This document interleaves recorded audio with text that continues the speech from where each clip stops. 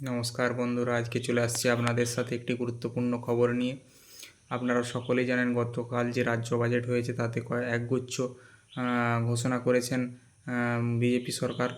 তার মধ্যে যে আমাদের যে অর্থমন্ত্রী স্বপন দাশগুপ্ত তিনি ঘোষণা করেছেন যে অন্নপূর্ণা ভাণ্ডারের জন্য অর্থ বরাদ্দ করেছেন 36,000 কোটি টাকা।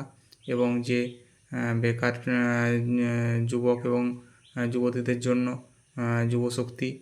যুবশক্তি আগামী অক্টোবর মাসে চালু হতে চলেছে। যারা গ্র্যাজুয়েশন পাস করেছে তারা 3,000 টাকা পাবে এবং যারা মাধ্যমিক উচ্চ মাধ্যমিক পাস করেছে তারা 2,000 টাকা পাবে।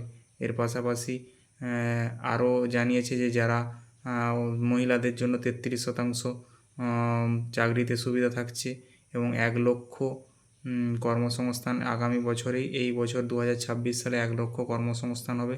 তার মধ্যে 50,000 হচ্ছে শিক্ষক এবং শিক্ষিকার এবং তার পাশাপাশি 20,000 পুলিশে নিয়োগ করবে।